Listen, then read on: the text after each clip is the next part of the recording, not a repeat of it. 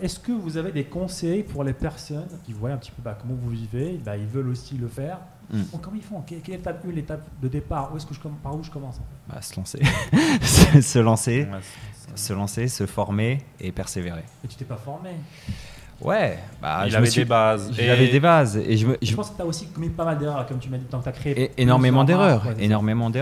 Et ça m'a formé. Après, j'ai été chercher c'est quoi le problème. J'ai été sur YouTube, j'ai regardé des tutos, j'allais sur Google, j'allais partout chercher des informations. En fait, aujourd'hui, tu te formes pas encore? Si, on se forme toujours.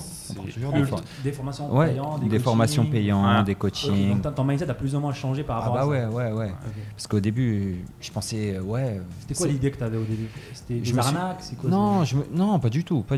Un peu d'ego, je suis mieux que. Non, j'avais déjà fait en fait de l'e-com parce qu'un pote à moi en faisait il y a très longtemps quand ça arrivait en France. Je sais plus, c'était en 2017, un truc comme ça. Et du coup, je me suis dit qu'en arrivant en Thaïlande, je connais déjà. J'ai déjà fait, on a déjà fait plusieurs centaines, milliers d'euros. Ok, je vais le refaire. Je sais déjà. Ça n'a pas trop changé Facebook. Du coup, je l'ai fait. Et en fait, on s'est un peu cassé la gueule, mais j'ai cherché des informations sur YouTube, etc.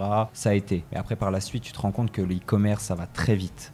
Les informations que tu connais aujourd'hui, 6 mois, dans 6 mois, elles sont obsolètes, tu vois. Ouais, du coup, tu as toujours besoin de te former, même pas que pour l'e-commerce, pour le mindset, pour tout. Ouais, je suis d'accord. Très important. Et je voudrais aussi rajouter que selon moi, d'après ce que je vois aussi, vous êtes des débrouillards. Ouais. Vous êtes des gens très très débrouillards, que ce soit dans la vie ou dans le business. Et généralement, ces gens-là, c'est une caractéristique qu'on retrouve, c'est des gens qui réussissent parce que la débrouillardise amène à trouver des solutions quand il y a des problèmes. Exactement. Et tu as beaucoup de personnes aussi, quand ils sont débutants, qui ont leur propre parcours de vie, peu importe.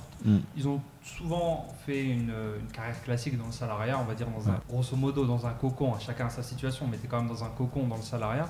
Et quand ils se retrouvent à se lancer dans leur business, ils voient en fait tout l'envers du décor. Waouh, qu'est-ce qui se passe? Ça pète de partout, c'est en train d'exploser. Qu'est-ce qui se passe? Et ils ont l'impression d'être tout seuls parce qu'il n'y a plus de patron derrière pour les guider, etc. Ça, ouais. Et tu as deux choses. Tu as des gens après qui se disent au final, j'aurais peut-être pas dû me lancer tout seul, j'aurais dû être au moins guidé. Et tu as des gens qui se disent c'est peut-être pas pour moi aussi. Et certaines personnes pensent aussi, c'est une autre chose encore, ils pensent que nos business à nous en interne sont parfaits, tout est huilé, tout est carré. Mais est-ce que vous avez des phases aussi où des fois ça pète un peu, tu le répares? Bien sûr. C'est constant, ça. C'est constant. Ça le business, c'est les montagnes russes. Là, c'est pour ça qu'il faut se former continuellement. À mon avis, il ne faut jamais s'arrêter de se former. Il faut toujours avoir des infos. C'est quoi les nouveautés? Toujours être à l'affût. Créer des contacts. Ultra important d'avoir des contacts. Très important, les contacts. Nous, sans contact, les contacts, on a commencé à s'en faire. Ça nous a débloqué des situations. C'est très, très important dans le business d'avoir des contacts, de se former continuellement. Et de persévérer. Il ne faut jamais abandonner. Tout est possible.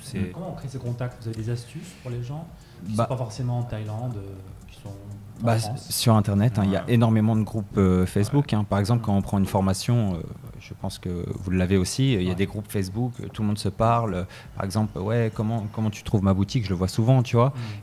Tu peux les... prendre l'initiative. Aller parler aux gens.